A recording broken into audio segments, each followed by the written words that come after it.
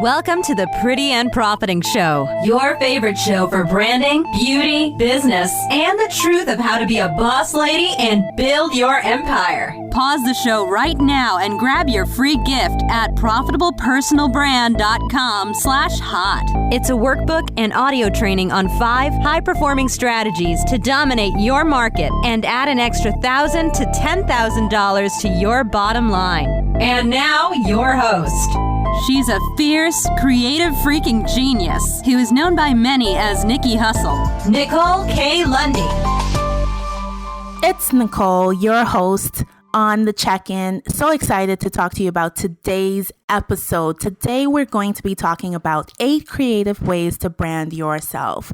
So if you are in business, and I'm sure there's a high chance you are if you are listening to me, you know that visibility is super important to the growth of your business. And the thing is, you can only say, I don't want all attention on me, or I don't want people to look at me for so long. You have to think of how you're going to brand yourself. I mean, especially if you want to be profitable, it is necessary. So let's dive right in. The number one, and I'm not saying it's the number one reason, it's just number one on this list, is to have a blog. So the cool thing is that in today's day and age, a blog doesn't have to be done in the traditional sense of the word. Even a few years ago, if you had a blog, it meant that you wrote, short articles and you posted them on your website and you promoted them. Nowadays, there are so many different accepted mediums for a blog that you can really pinpoint which way suits you the best and which way you can be consistent at. Writing a blog, some say it's the absolute best way to brand yourself. I think it's the most leveraged way to brand yourself, especially online. If you are in business, you need to get digital. Starting with a blog, great way to do that. It allows you to share your expertise, it shows your personality, and it gets your fans and builds your community and gets everybody involved. Number 2, have signature words and phrases. So I want you to sit down and try to write a short sentence or a simple phrase that communicates to people exactly what you do and how you benefit them. This is what's known in the marketing world, in the entrepreneur world, as your pitch, as your tagline. Another group I know calls it the snap. Whatever you want to term it, it's how you introduce yourself. Guess what? I have a few legal clients, and listen, when I ask them, how do you introduce yourself? And they say, well, I just tell people I'm a lawyer. And I'm like, well, how many people want to have a conversation with you after that? Start getting specific so people can let you into their world. You can be approachable and you can actually build your business. Because guess what? Every person that you meet, every person that you know is either your client or knows your client. So you need to be specific, you need to be approachable, and you need to do it strategically. Brand yourself, control the conversation.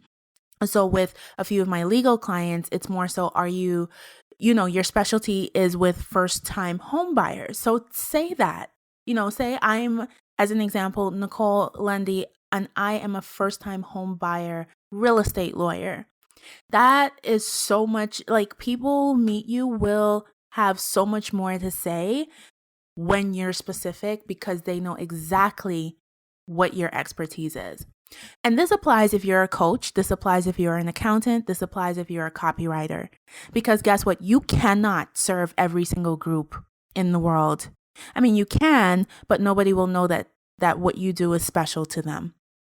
And that's how we work. That's how we humans work. So if you are a copywriter and you work with only medical people, or you only work with lawyers, or you only work with Fortune 500 companies, say that in all of your messaging, say that in your tagline, say that in how you introduce yourself.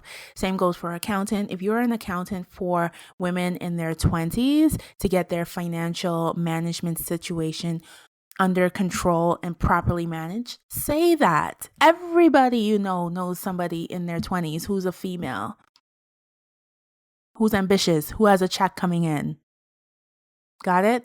Okay. So number 3, your brand photo. Like a logo, a brand photo instantly identifies you.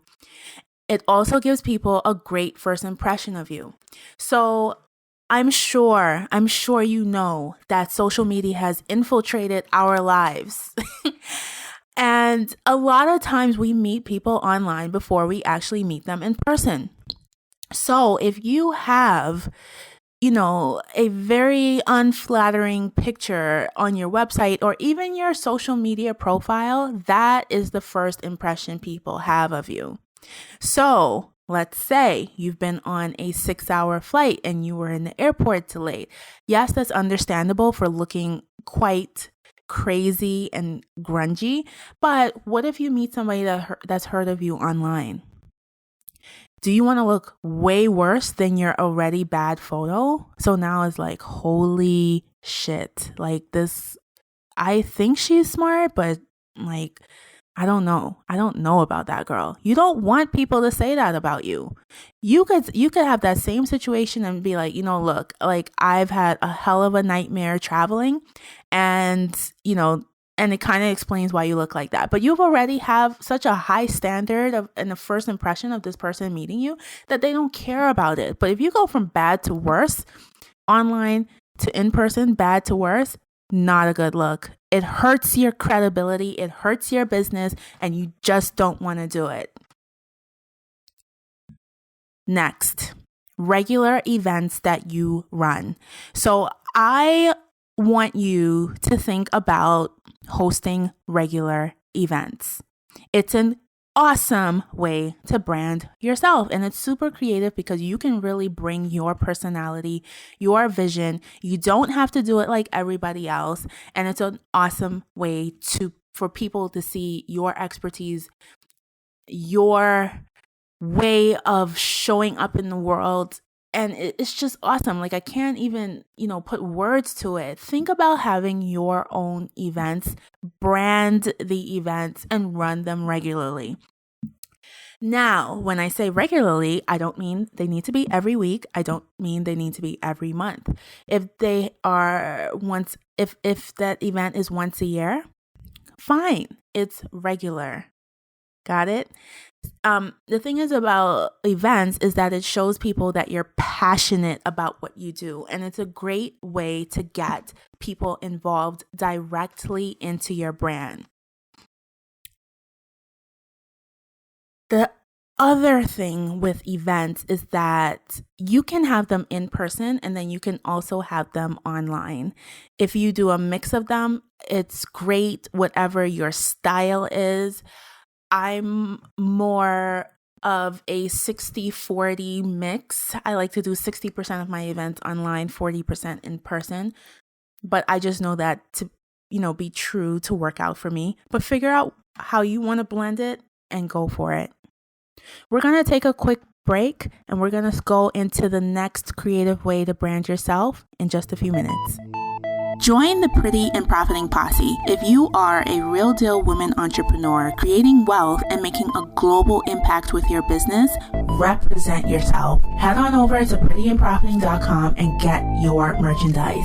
Profit in style. And we're back. So let's jump right in.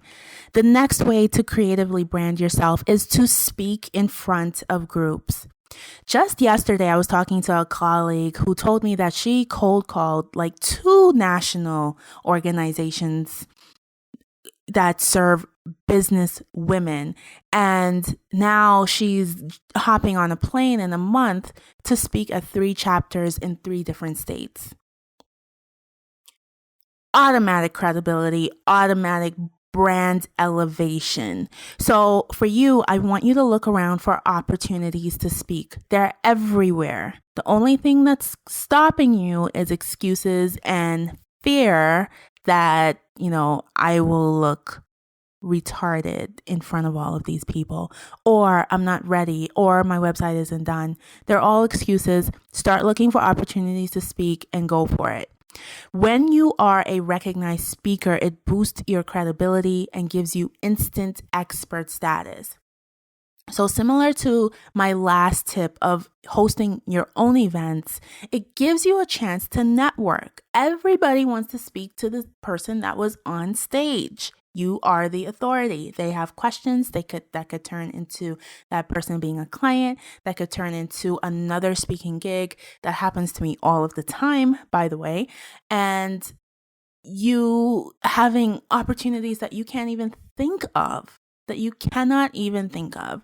Start speaking in front of groups. Report back to me your findings. I promise you will see awesome business results. Next, mentor others. Mentoring others adds immensely to people's perception of you as an expert. If you can actually teach others about your subject matter, this shows that you really know your stuff. And I can almost hear some of you saying, listening to this, well, I could just package what I know and sell it. Yes, do that. But in addition, as you're building your business, as you are growing your brand, think of ways to give back to others. There's always people who are in pursuit of where you are and they don't have the means at the moment.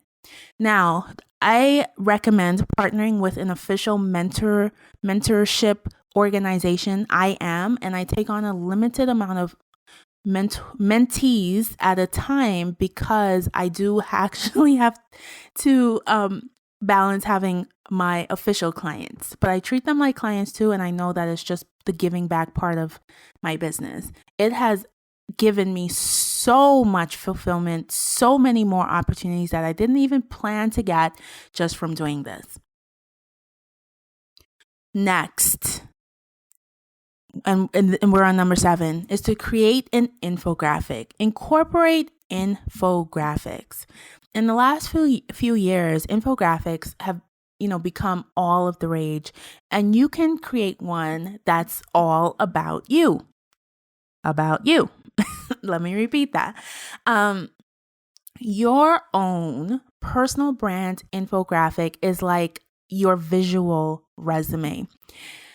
There are a lot of online tools that help you create your own infographic. A quick Google search will give you at least the first 3 pages. I can promise 3 pages, the first 3 pages of softwares and programs and tools that you can use to create your own. Another secret resource for an infographic is using Fiverr, and that's Fiverr.com. It's a secret weapon. You can have somebody on there do it too.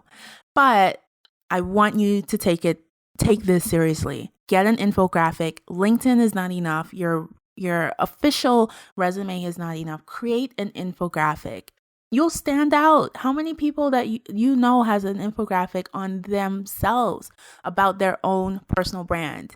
Get to it. Hop to it. And the last way to creatively brand yourself is with your compelling story. So if you've been in my world for a bit, I know that you have heard me say that your brand story is one of the most important elements in building your brand. And not just building any brand, a money-making brand. So here's the deal. No matter what your expertise is, there's at least 1 million other people with that same expertise.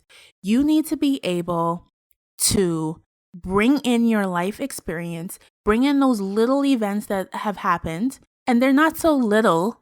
They're little to you, but very big to your prospects. Bring them all into your story, package it up with your expertise. Voila, your compelling brand story. Do not overthink it. Ask people who from different parts of your life, what they think of you. What was that? What was the coolest thing we did? What did we get in trouble for? What was our consequence? Ask. It's a fun exercise, actually. So that's it for today's class. 8 creative ways to brand yourself. I hope you enjoyed. I hope you took lots of notes, and I will see you in another episode. Bye, everybody.